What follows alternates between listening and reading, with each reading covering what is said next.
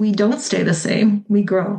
And what we create, we put out into the universe, and it's how people receive it, and hopefully they accept it.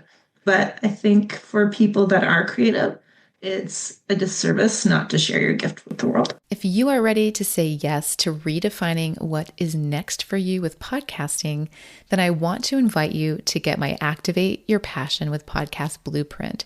Just go to boss-goddess.co/activate. This is your free 5-day guide where each day I'll send you an email with guidance and a downloadable prompt, exercise, or tool that you can take some action with to begin to get clear on how to pursue what lights you up with the power of podcasting, from how to get started with your topic to how to build your own ecosystem that you can monetize later. Let's redefine what comes next for you so you can step into your goddess era. Just go to boss-goddess.co/activate. If you've outgrown your current path, this is your invitation to step out of the hustle and into your purpose and passion. It can be healing, it can be fun, and it can be strategic. This is where you become the boss goddess in your niche and bring your dreams to life.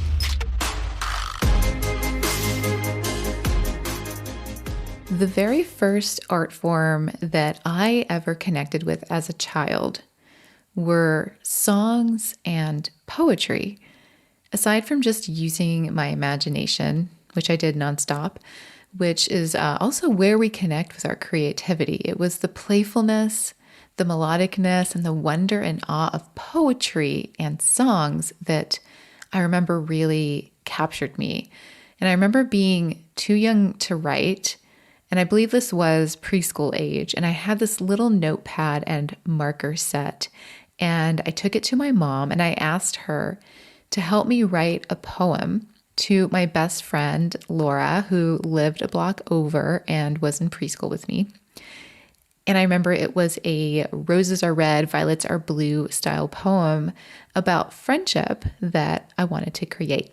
Or that we ended up creating, because I'll be honest, I'm not totally sure if my mom suggested that style or if I did, but I do remember it being the first thing I had ever written, sort of, because I obviously had some help from my mom.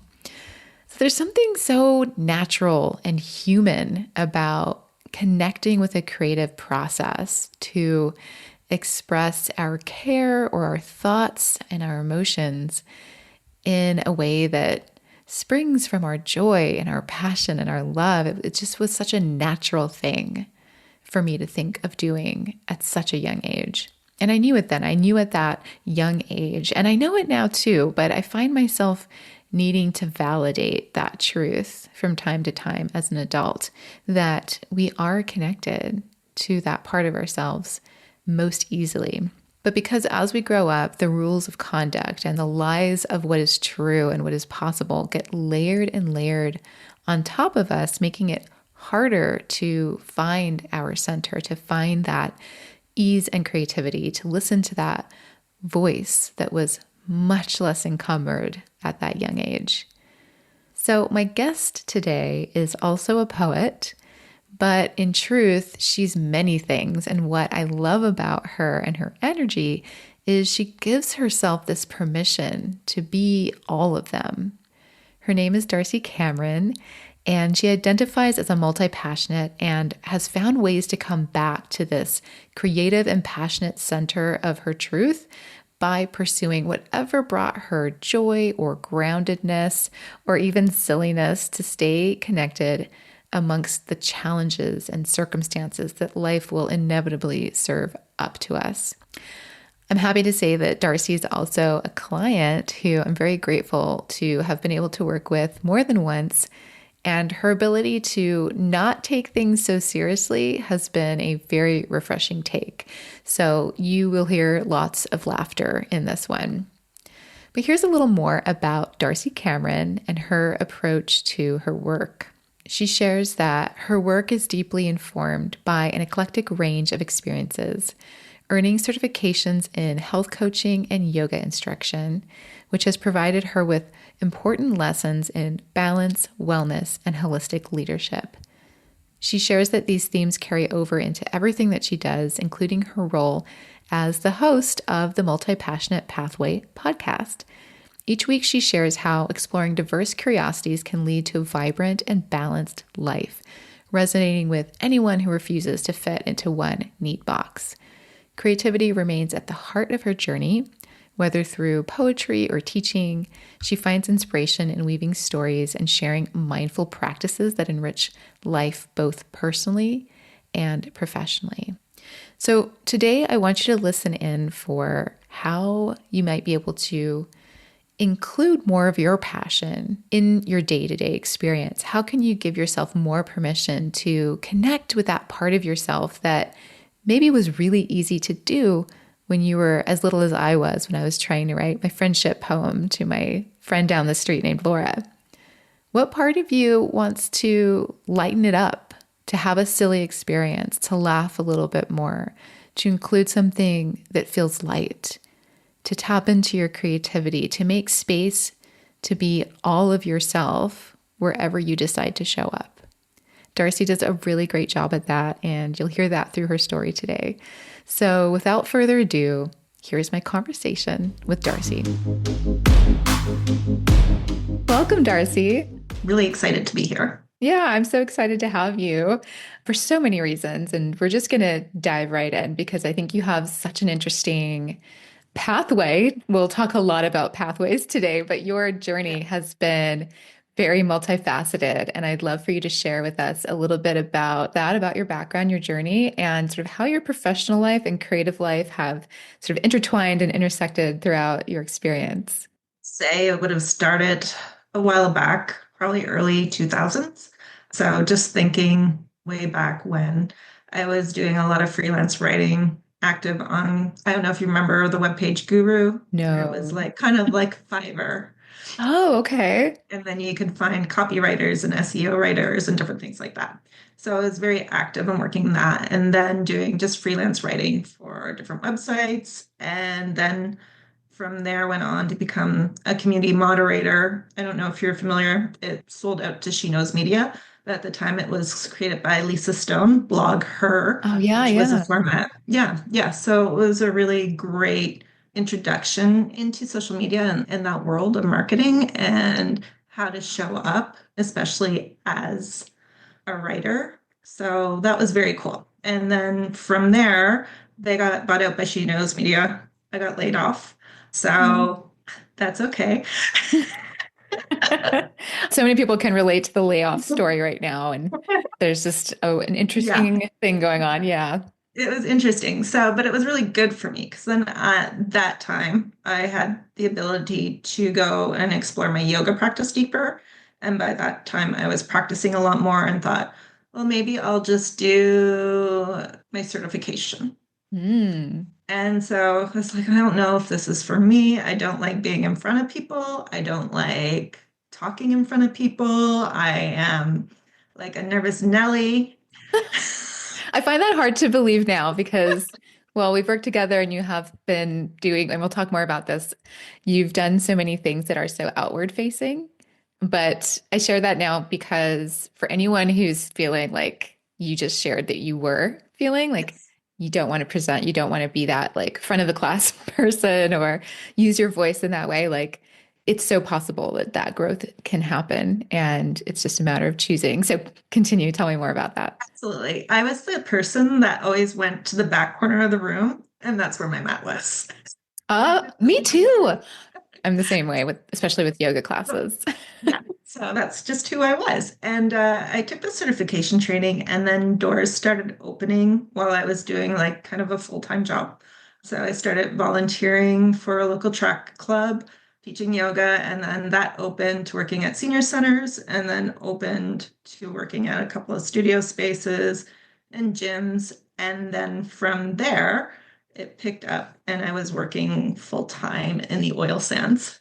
Wow. Okay, so hold on. So you were doing your yoga certification and now holding classes in all these spaces while you were at the same time holding this big job that was in the oil sands? So essentially, what happened was when I was doing my yoga certification and I was doing work for an engineering firm, my Mm. now ex-husband said, "You will never make money out of this and you'll Mm. never be able to pay it back." So for me, challenge accepted. Love it. So I got offered a position to, it was a remote fitness company, and they provide fitness and yoga to companies on site in the oil sands. Oh, And okay. so they have yoga, like a workout studio and a gym, and they have classes and different things that go on there. So, okay, sure, I'll give it a try. So, 2 weeks in, you fly in, 2 weeks out. So that was kind of the rotation. So I was doing that, and then I kind of got pulled back into the more practical side of life while I was up there. So I Mm. started working on the execution side, and it got very busy, and life kind of just went chaotic just with my divorce. And there was a lot of turmoil in that time. Mm. I just left that job and came back and then started focusing again. It was a real struggle for a good 6 months. Freelancing, teaching yoga, all of that. Just really started going back into corporate world, working that and teaching yoga. So yoga has always been one of those safe places for me that I've always been able to rely on and always go back to, even in times of turmoil. It keeps me balanced and grounded, and it's a sacred space for me to move and flow my energy and have that peace. And so while I was going through all this, it was a really hard and difficult time. I ended up working for another oil and gas company and was retrained in SAP and different programs like that. What is SAP? Sorry to interrupt. It's like a SaaS. Okay. It's like a SaaS program, right? So it's like another computer program. So if you're familiar with M3 or Maximo or anything like that, it's a lot of project management and tool management that you would use Okay. just to keep things running for like large businesses and collecting data analysts. Okay. And was that when you said the execution side earlier, was that Yeah. related to this? Yes. So kind of pulled back into that again, still teaching yoga and just living in the city, not making the money I used to. So it was good though. I was still teaching retreats. I was doing it all, Oh, single mom, 2 kids. Then COVID happened, yeah. and then the yoga stopped. So I had to kind of get creative about how I was going to do that, how I was going to teach that. It was a income stream that I lost. And so I went back to writing again, and it was on Mm. a dare. And I don't know if I want to go into it too deeply, but I had like a sex book series. Ooh. It was called the Misfit Yogini series. Was that the dare to write that series or? Yeah. So it Okay. was this digital book. So I wrote a chapter every month and I would publish it on Amazon just as a digital ebook. And Mm. it was more of a yoga satire. So it was kind of making fun of all like the That's, bullshit that goes on in the yoga community. oh my God, that's so funny. I didn't realize that. That's So amazing. it was like extremely raunchy and awful, and you wouldn't even expect the words in it that came out of my mouth. So Was that cathartic? Was it like a cathartic? it was extremely cathartic because, there's the people that are like, I only put organic food in my body because it's a temple. And at the same time, they're snorting coke up their nose. So it was kind That's of so making LA. fun of that whole, it was just making fun of all of that. So it was absolutely ridiculous. And then I published, once I got to about 10 chapters, I published it as like a publication and it did really, really well. Oh my God. Okay, I love this so much. And I feel like I've come across, I know you've written these books, and I feel like I've come across those. And are they in the form of poetry or is that something different? Something completely different. Okay. So in the past year, I've taken them down just because we have grandchildren now, and Uh, I don't know. and the internet is a I think Google my name. interesting space. Yeah. I'm just going to take it down. If I want to put them back up, whatever I can, right? So there's lots of books still floating around. I'll send you. Oh my God, please send me one. Oh, please send me one. That's amazing. Someone actually sent a copy to my mother. On purpose? How did she receive it? She was not shocked at all. She knows her daughter. Oh, I love it.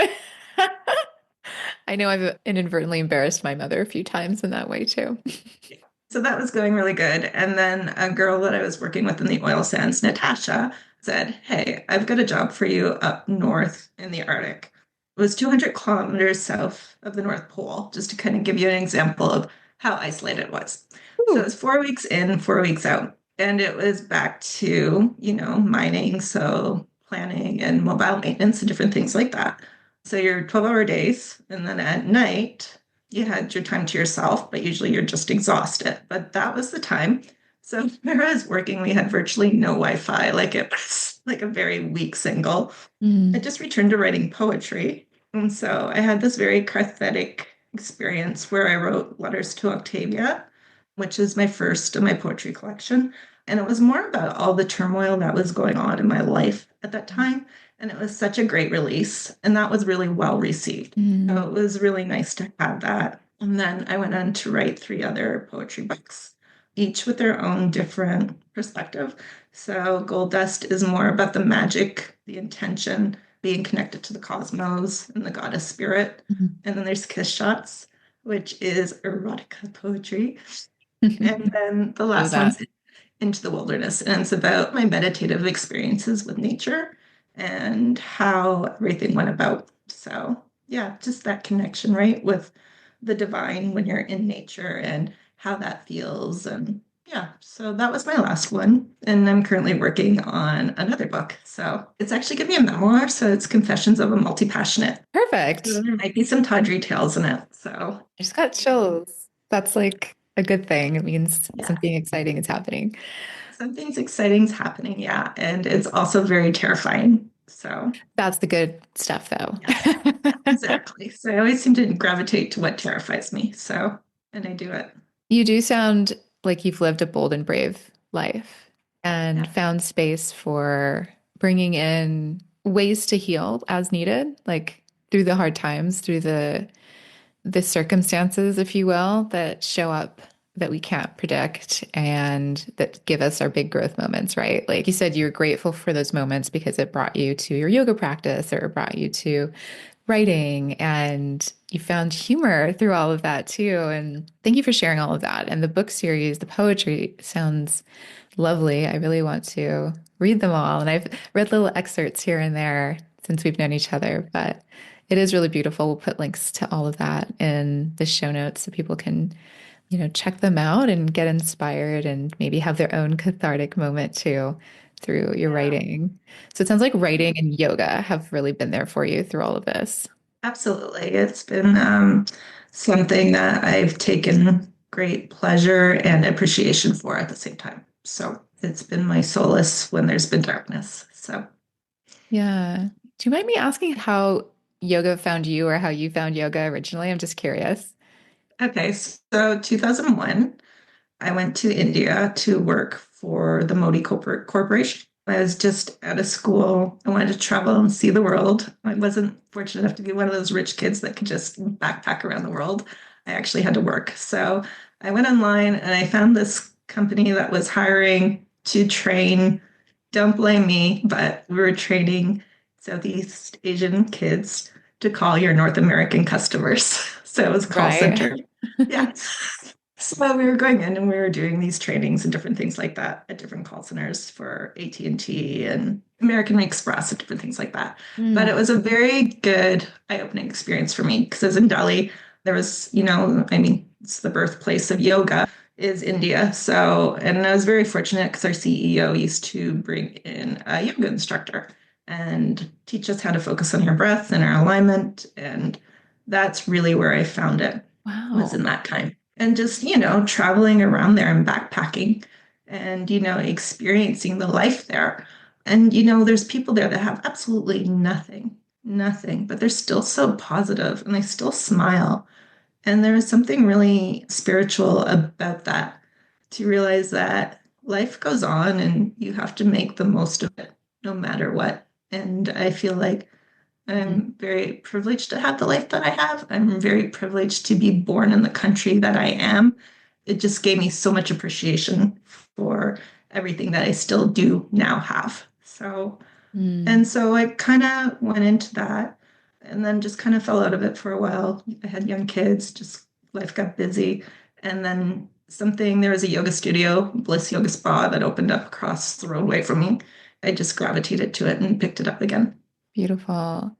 That's such a great Yeah. story. I was not expecting that. And it really is beautiful about how we can tap into our own joy regardless of Mhm. circumstances. Not to say that circumstances don't matter or don't influence all of that. I want to make sure I say that, but it is really beautiful to notice when we can see it as perhaps a choice and that we have that freedom. Thanks for sharing that. That was such a great journey. Yeah.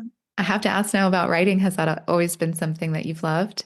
That's always been something that I've loved. It was always as a kid writing and coming up with stories or different things like that. I've always had like journals and really bad poetry and all of it. So it's Me just too. always been a tool of expression for me. So I love that. Those types of things I feel like are pillars in our lives that we can continue to come back to. And they serve us in new ways as we grow and we get to rediscover them continuously.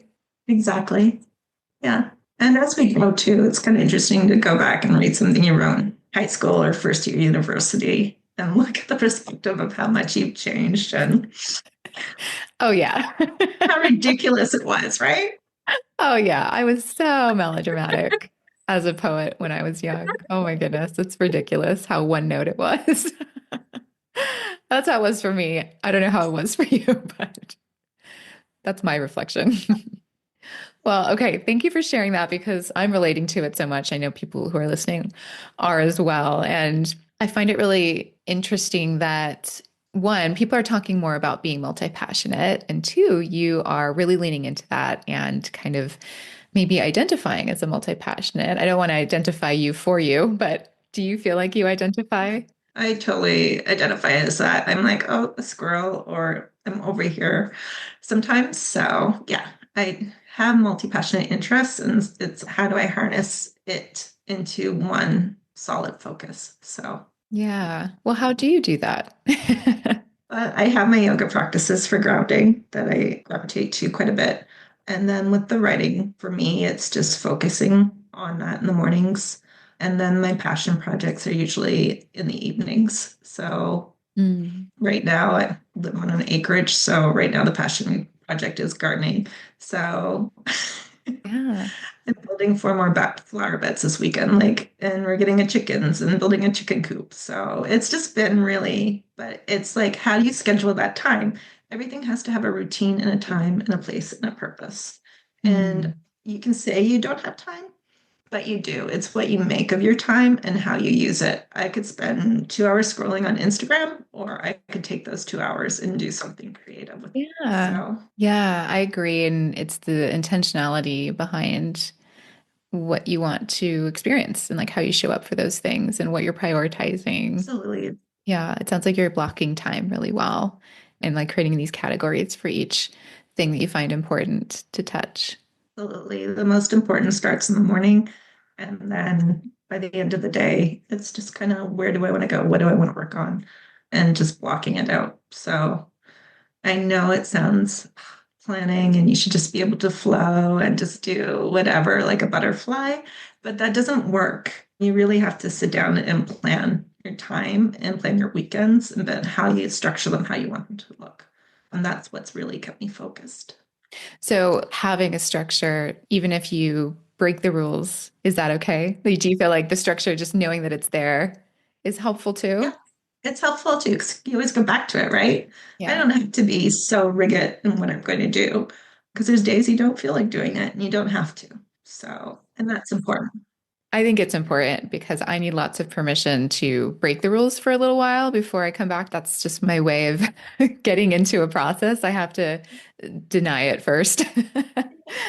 It's just by nature. And I've learned that that's very common for creative people to build the structure and then like go against it for a while and then come back to it and then sort of settle into a flow.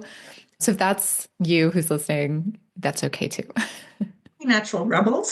So if there's a Yes. structure in place, we are going to break it. We're going to test it, see, we're going to break it, and then try something different. So, Yes, exactly. Exactly. So I'm very touch and go with structure for that reason. But I agree. It's something that's so required once we want to be focused. If we're in that focused moment, there's different stages too. You do a lot of things that are very professional as well. That's how I actually met you, was through podcasting. You were launching some, what I would call like more professional branded shows. And one of them is called Pharmacy Edge. And that was the first project we kind of worked on together. Then I discovered that you were this beautiful, creative, multi-passionate, journeyed woman who does all these great things that I've got to learn more about through working with you and just becoming, honestly, a friend. I feel like we're friends now, which has been so Absolutely. nice. So you have your own podcast too. So there's the Pharmacy Edge. There's one more that I'm forgetting the name of that you launched. Our advisor. Yes. And then I have my own, the And then you have multi-passionate pathway. Multi-passionate pathway, yes, which is well named.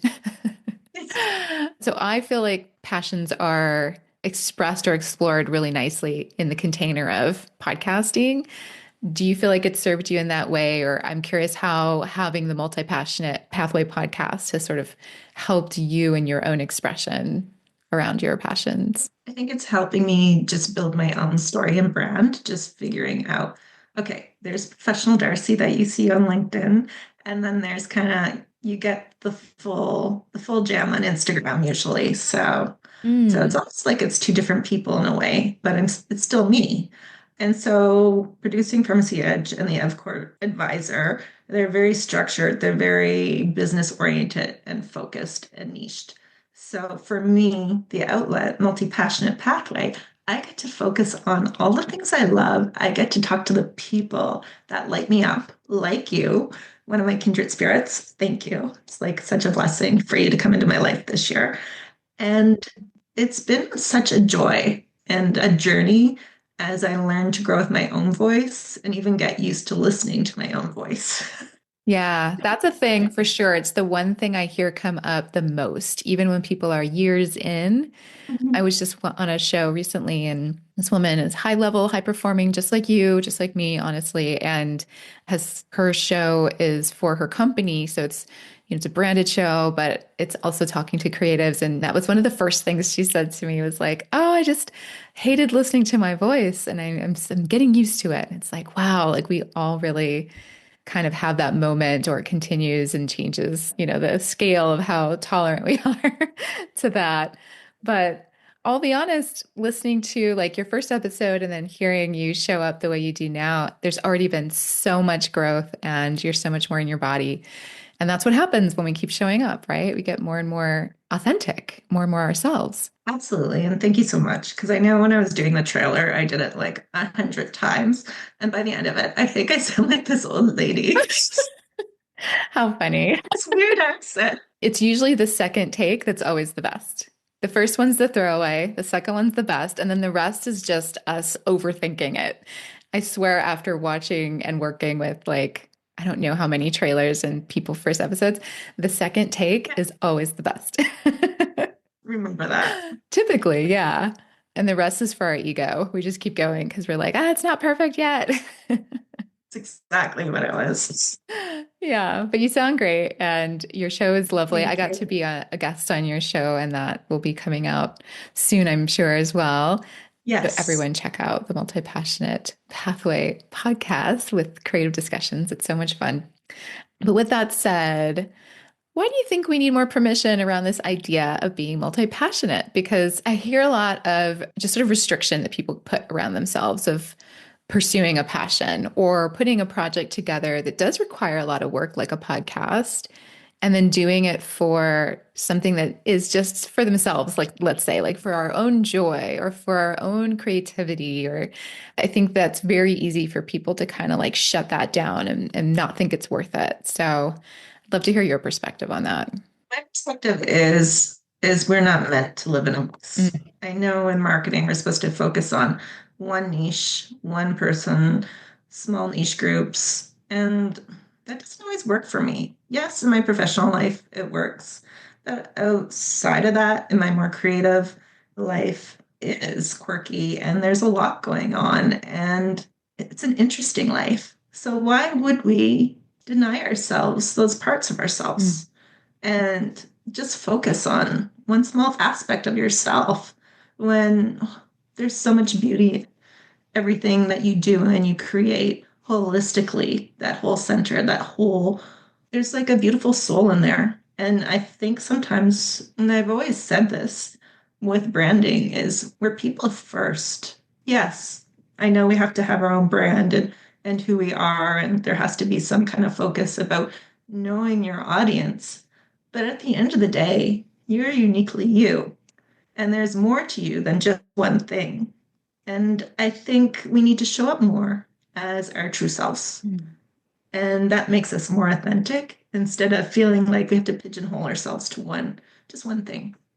And I know a lot of people would argue with me about that or disagree, but I like to break the rules. So that's what I do. I'm more than just, pharmacy edge Darcie or whatever. I write, I do yoga, I live, I laugh, I love, and just have a really good time and try to really appreciate that life.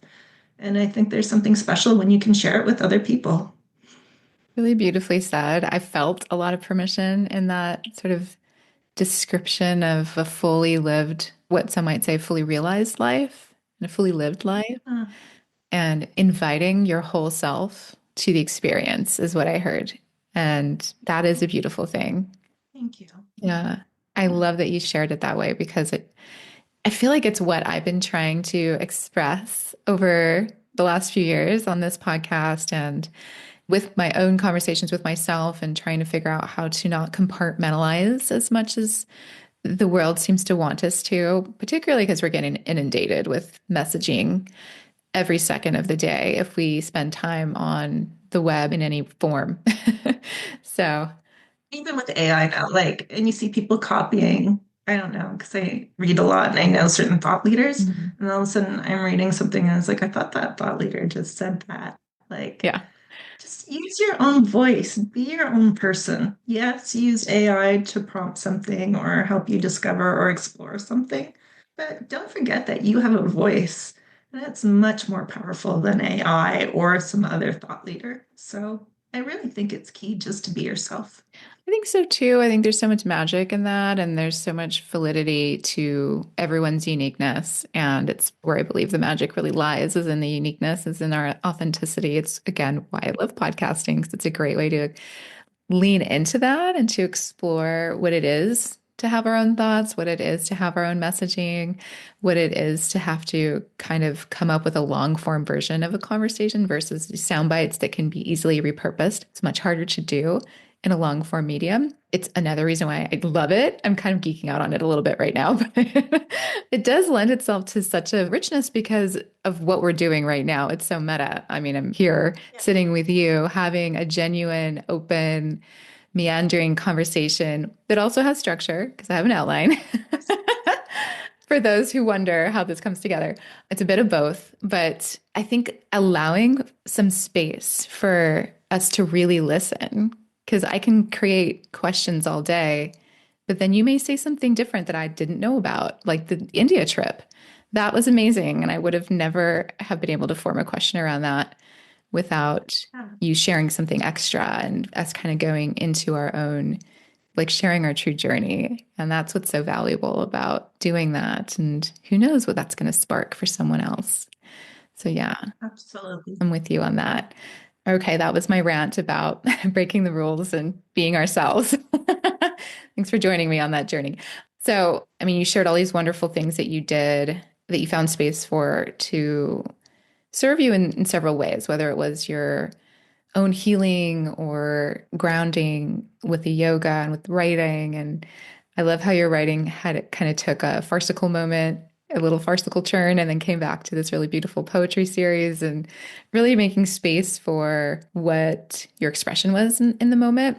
But you also have this idea around side hustles because you kind of always paired things together throughout your journey. So I'd love to know more about. Okay, so I'll just say you have The workbook. a workbook. Thank you. A side hustle workbook, like a toolkit, right? It's a toolkit. Yeah, absolutely. So essentially, what I did is this winter, I sat down and it's like, okay, if somebody were to ask you, and people have asked me, how do I do my own side hustle? How do I do this? What's the setup? So essentially, I created a workbook. It's about probably take you a few weeks to get through, Mhm. but it's really self-exploration.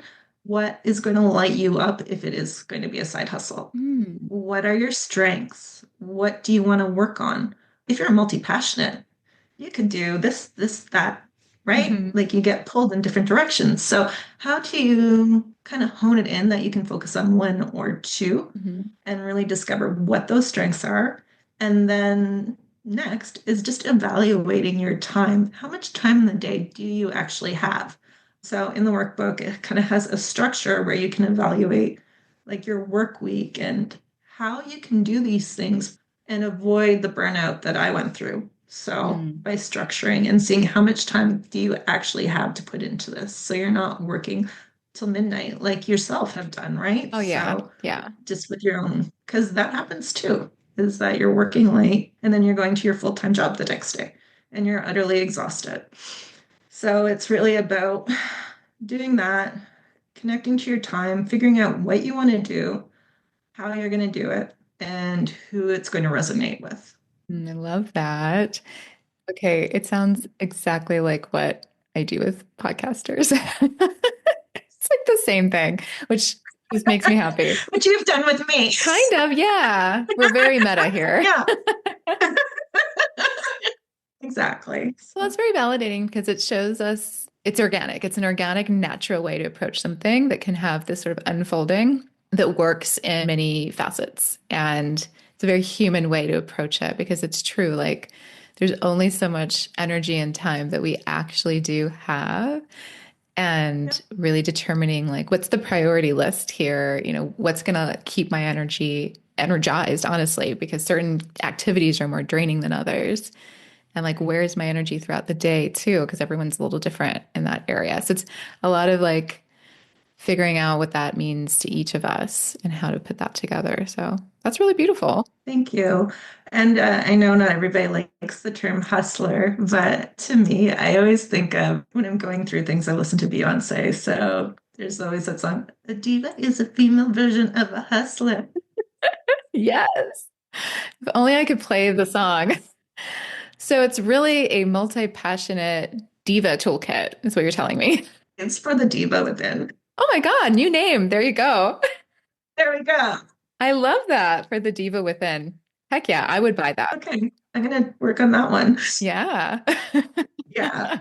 Because I mean, everyone who listens here knows that I'm kind of anti-hustle and I've been rejecting that lately. So I know that's not what you mean. Like, don't go burn yourself out. You just shared that this whole process is about how not to do that. But the term side hustle exists. Yeah. Yeah. Exactly. So yeah, so I just thought, okay, well, let's use it and roll with it Yeah. and maybe just show you that yes, it can be possible and it can be done. And I think right now too, with everything that's going on in the economy, it's important just to be ready if something happens, right? So Yes. Yes. What a great time to explore those things that we actually would like to do versus what we've been doing. Or it's exactly. always a nice moment to explore those questions when things aren't going the way we thought or the way we prefer. Those things open us up. It's a good opportunity to lean in. The other thought I had was like, it could be your successful side passion toolkit, but I like Diva much better. You mentioned that people were coming to you and asking about side hustles, and that's how that became inspired to create for you. I'm wondering now, the people that were asking that, were they also sort of wanting to break away from their careers or something they were already doing, or Some people are already doing it and just trying to figure out, okay, how am I going to market it or how am I going to brand it or who's my audience? Who am I working with? And then just a lot of talking to a lot of creatives that need advice because Mhm. let's face it, we're great sometimes at being really creative, but the business side is we don't always focus on that. Like, I'm not going to say any names, but I know she's listening, but she'll say, oh, I just want to be discovered. I'm like, Okay. well, nobody's going to find your work. You're sitting there waiting for it to be discovered. You actually have to show up and just promote it and continuously showing up and doing it in a way that's true to you. Yes, it would be lovely if somebody just, picked up your book and it became like an international bestseller and it's on all the New York Times lists and everything, right? Yeah. Like, that's the chameleon. It doesn't happen. You have to promote. So, and you really have to be able to step outside your comfort zone again and do that. Yeah. And there is an old cultural belief system that exists in the world of creatives and artists that still needs a little breaking down. I think it's just so embedded in our subconscious minds about how it's supposed to go and what we want to put our energy on. And it's always supposed to feel good. And it's always, butterflies and feel good energy. And it's not, it requires effort.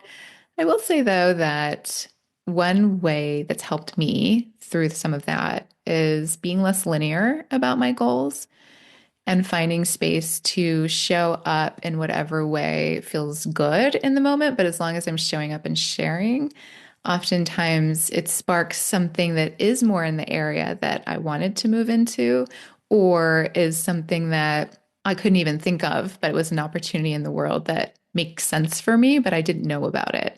So it starts moving Right. things forward in a way that sometimes more than I could have asked for. And opening ourselves up to that still requires effort, still requires showing up, but it might not be the way you think. Like it might not be anything like the way you think it's going to happen.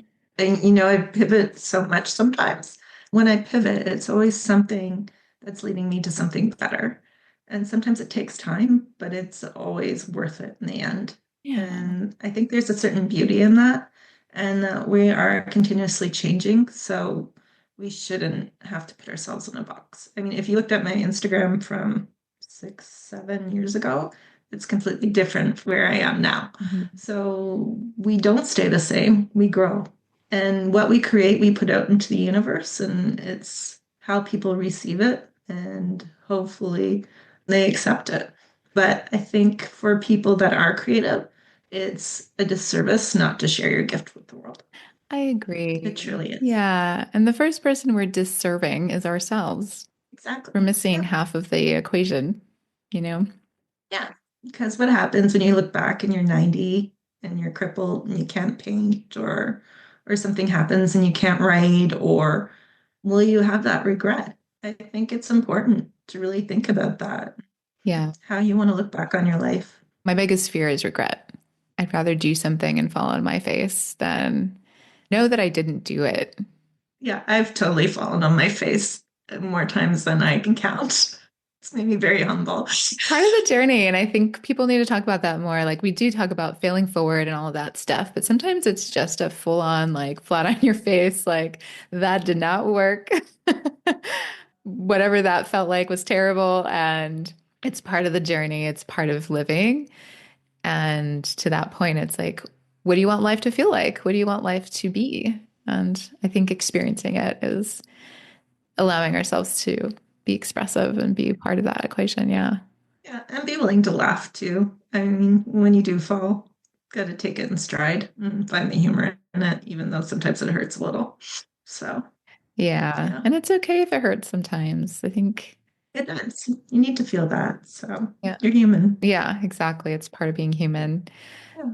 I think this folds nicely into a question I had around how all of these things that you do, your interests, your professional ways you've shown up and are showing up, do you find that when you spend time in your creative self, does that sort of help grow your professional self too? Do you think that there's an intertwined, do the two help each other, is basically what I'm trying to ask. Think so, yeah. It makes me more intuitive on the business side about where I need to go and what I need to do. Just having that introspection and quiet time. And it also recharges my batteries for those meetings and those high level meetings and stuff where you have to be focused. Yeah. It's really important to have that I'm not so drained that I can go in and still do the business side, the smile, and enjoy it. I really do enjoy it because it's really fun to create and see what happens with Pharmacy Edge and how that's going to grow, and all the new initiatives that we're doing and the people that we're meeting. It's been really inspiring too. That's really cool. Tell us a little bit more about what that is so people can kind of understand what you mean when you say pharmacy edge and what you're building with that, because I think it's really cool. My partner and I started Pharmacy Edge over a year ago. So we have another business. It's called EvCore. So we do evaluate pharmacy business evaluations. And what's happening is we're seeing a lot of things independent pharmacy owners could be doing, but they're not.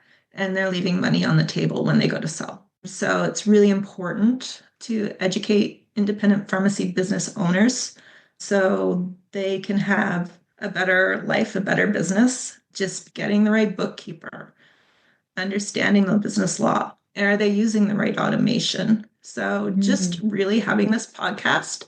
We had our first panel discussion last week.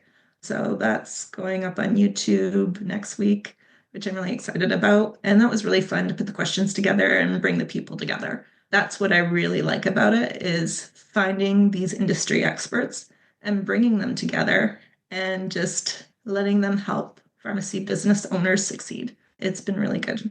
Got it. So I learned this through working with you. What you're doing is one, I learned that a lot of pharmacies, and by the way, you're in Canada. For anyone who doesn't know that, why would they know that? So you're in Canada. I'm based in Los Angeles in the US, but I learned that a lot of pharmacies are independently owned, and you're helping those owners on the business side on how to run their business better, best practices, and all the things you just shared about that, just to get on the same page to what we're talking about here. And the podcast is helping you do that, teaching and bringing together experts so they can learn, right? Absolutely. And then we have conferences and meetups as well across the country. Right. You launched a freaking conference. That's a big deal. Yes. That's a really big deal. And it went really well, right? Both of them have got been very receptive. Our meetup, we wanted it to be small and exclusive, and it actually sold out, and we had a wait list for it. So the next one we're doing in BC in the fall. So I'm really looking forward to doing that. That's incredible. Yeah. So it's been like full steam ahead this year. Again, I just did a digital detox. So again, I'm all about showing up, but I also know that I can feel the burnout happening. Then I take a step back and I take a break. And that's what I did for 3 weeks. And I highly recommend it to anybody that is feeling unhinged or tired or really regulate what you're looking at social media right now and how does it benefit you. Yeah. So That's a great question to ask. Like, is this adding or taking away? Whatever it is that is in front of you, whether it's social media or any task, is it adding to my life or is it taking away? Yeah, it's just a simple intention we can start to focus on. I'm also wondering, does it work the other way? Because you're doing cool creative things in your professional life too, and your creative life is kind of helping you be energized there. Does it work the other way, or does your professional life help your creative life? yes, because both of them, I just did a marketing certification from Harvard Business School. Wow. So I worked on that this year too, which was really cool. So I was able to use all those components for both sides. So for my creative side and for the pharmacy edge and of course side. Yeah, they kind of streamline off each other. And sometimes I'm thinking, okay, well, I know how to do a conference now. I know how to do a meetup. What if we did something for multi-passionates? Mm.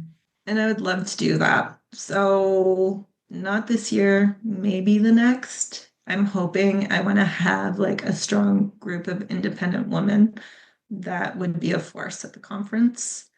So, we'll You see. need anyone? Oh, I'm calling you first. I will pick up that phone. Well, that sounds really exciting. I feel the same. It very much starts to influence each other. And I will say, one of the reasons I wanted to become an entrepreneur is to me, it felt like a huge growth journey to go on because it is it's such a personal development exercise every moment, every second of the day. But it's also very creative. Marketing is extremely creative, almost to the point where it's scary sometimes. You're like, so there's just no, we'll just not know unless we do it. Like, to me, that's like, a lot of risk, but so is creativity and business is the same. And it all starts to feel like the same thing if we can approach it from that curious place that we also approach our creativity from. Everything's kind of a test. You don't know what's going to stick sometimes. And I would say to people if they're leery of using social media to promote themselves or don't want to show up or don't have the huge followings, you don't need that. Just show up, build it. The people will come.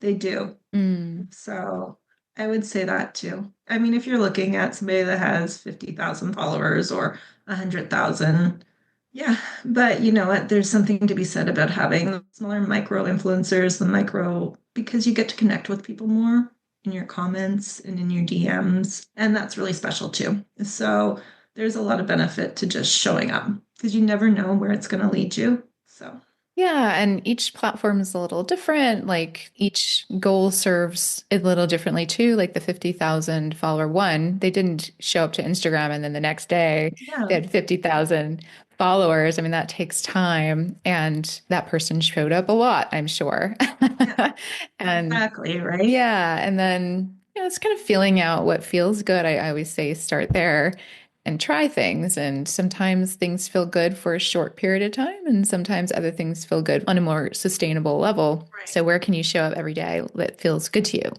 Like, start there. Exactly. Just pick one or two platforms and focus on them and go from there. Yeah. And I know you have lots of insight on Pinterest, which is a gem right now, I think. So, Yeah, I'll be talking more about that this season too as I sort of dive in myself. It's just it operates much more like SEO than algorithm based. It has an algorithm to it as well. But the beauty of it is it's designed to send you to a sales page, let's say, or it's more designed to sell versus Instagram that's meant to entertain. So that those are the main sort of benefits that happen on Pinterest that I love. But they serve different purposes too. they do. I really love Instagram for my book community. I have a lot of indie authors that I follow and have connected with throughout the years on it. So Yeah. I think that still lights me up and bring me joy is just still commenting and joking around and DMing with them and the little communities inside all of that. So Yeah. And you have a good following there. yeah, it was a lot of work, but I was also lucky enough to be an early adapter, I guess. So Yeah. in some cases, maybe, I don't know. Yeah, definitely. That does help. Okay, so for someone listening who might be thinking about prioritizing their passion more, or who's thinking about pivoting a career maybe, or they're considering a, what do we call it? A diva, multi-passionate, non-hustle. You go within.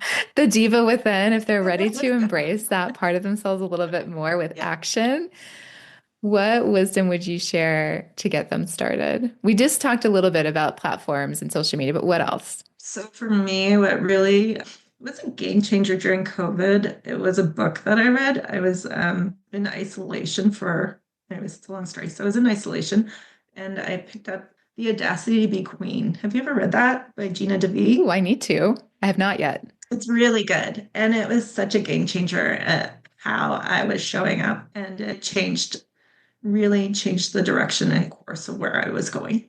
I highly recommend that to read. Also, just, take the time to figure out what you want to do, what lights you up, figure it out. And when you figure that out, that's when you start to really take those steps to move forward and shine where you want to go. And you will. And just remember, I always say this, good things take time. Just keep moving forward Yeah, and good things will happen. I love that. And you're worth it. You're worth finding out what lights you up. We all are. What brings us joy? What's going to light us up? What do you want to get lost in that you're working on? Mm. And it doesn't have to be the same thing that Debbie next door is doing. Do what you want to do, right? Totally, totally. So, and you don't have to follow these rigid structures of like, you don't have to be just a happy housewife. There's more to life. Get out there and find it. Yeah. And even I'll say a lot of women who are in very high hustled positions already are feeling Yes. that desire to find out what lights them up. And I just want to share like there's other ways to experience success that can feel more easeful and fulfilling. Absolutely. Like your side hustle toolkit, which can help Yeah. people figure it out. So where can we find that?